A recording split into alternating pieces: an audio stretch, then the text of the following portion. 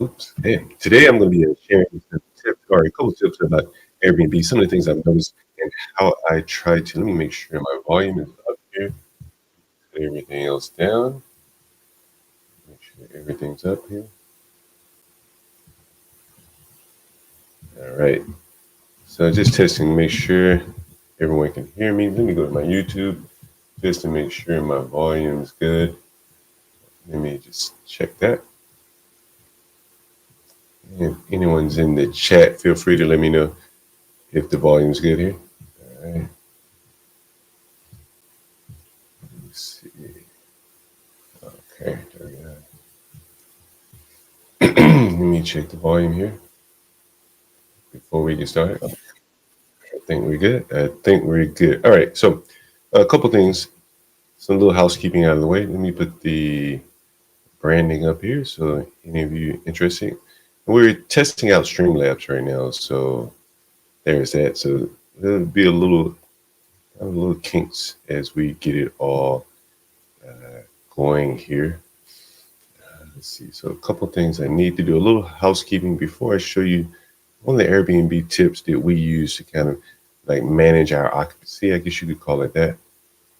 And one of the things we do is about how we vary the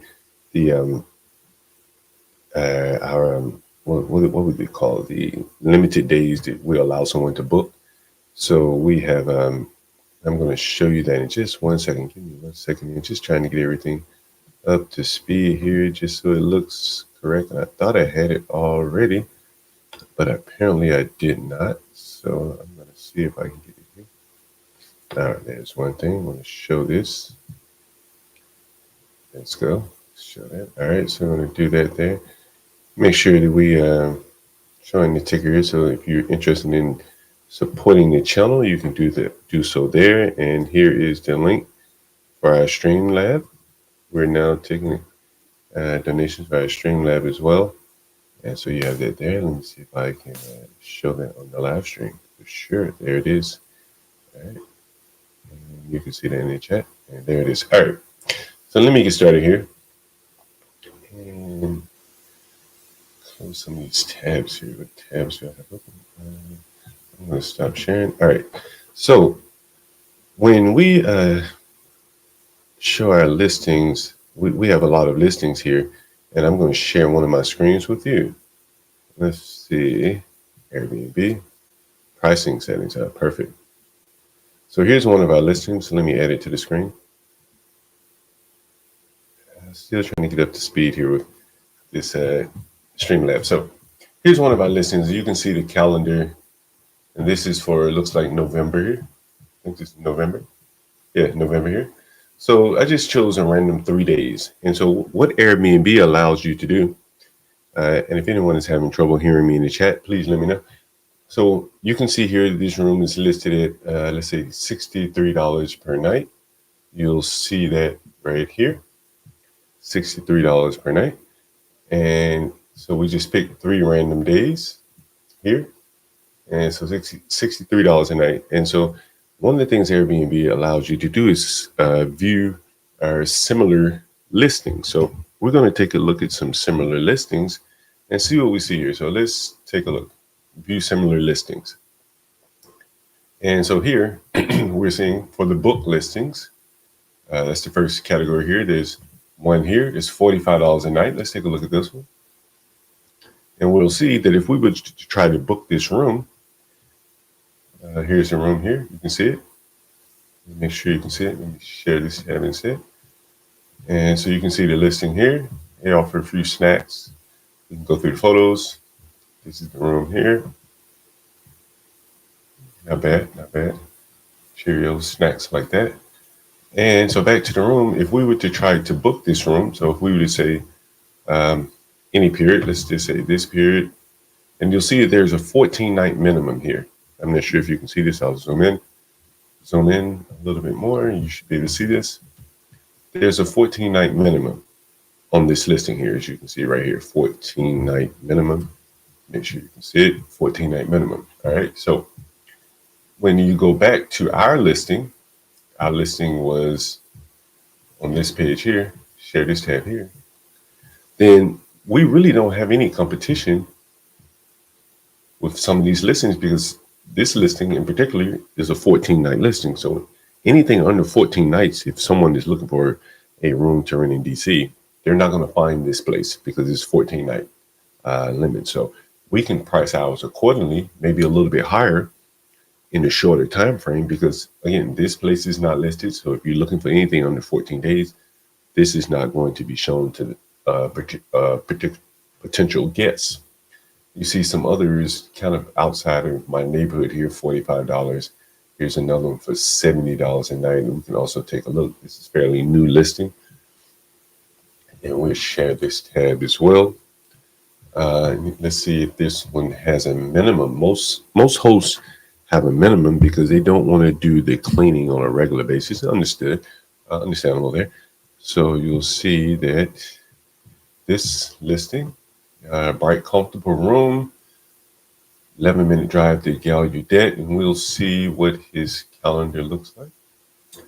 His calendar looks to be pretty booked or blocked off. So let's see if there are any minimums there. So he has a 31-night minimum. So again, this is not someone that we're necessarily competing with because we accept shorter reservations. So I think just looking at these similar listings gives you kind of a good insight as to who your competitors are.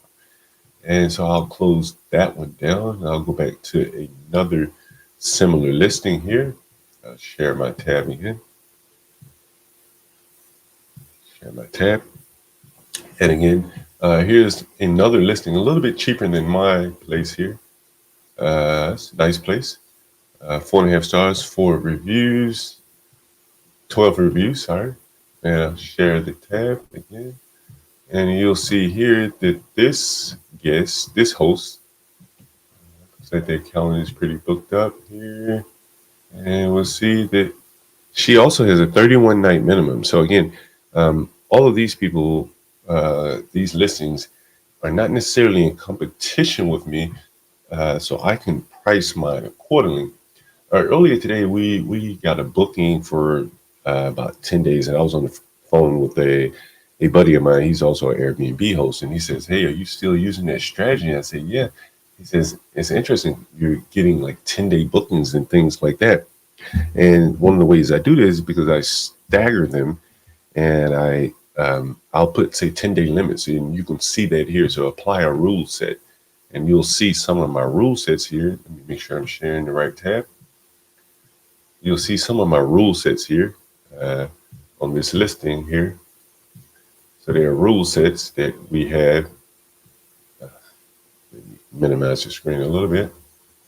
And so we have rule sets that you have here. Airbnb allows this functionality where we can set minimum days. So 7-day, 15-day, 30-day, 10-day, 31-day, 5 nights, 1 night maximum, 2 nights, 3 nights. And so we stagger our listings because we have so many listings, partly to populate one house, fill up one house, then fill up another house. So we can kind of steer people in one direction that way. And we can also try to get longer guests when we want longer guests, shorter guests over the weekend at higher prices. So I think this view similar listings that Airbnb rolled out maybe about a year ago is very effective when you're trying to not only price your listings, but when you're trying to set the minimum days that you will be willing to accept the guests.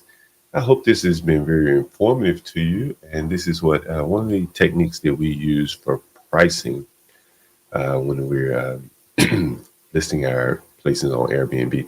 Again, thank you for struggling through the struggle session of using Streamlabs here. We're getting better and better. We're going to have intro and outro videos at some point, but please support the channel.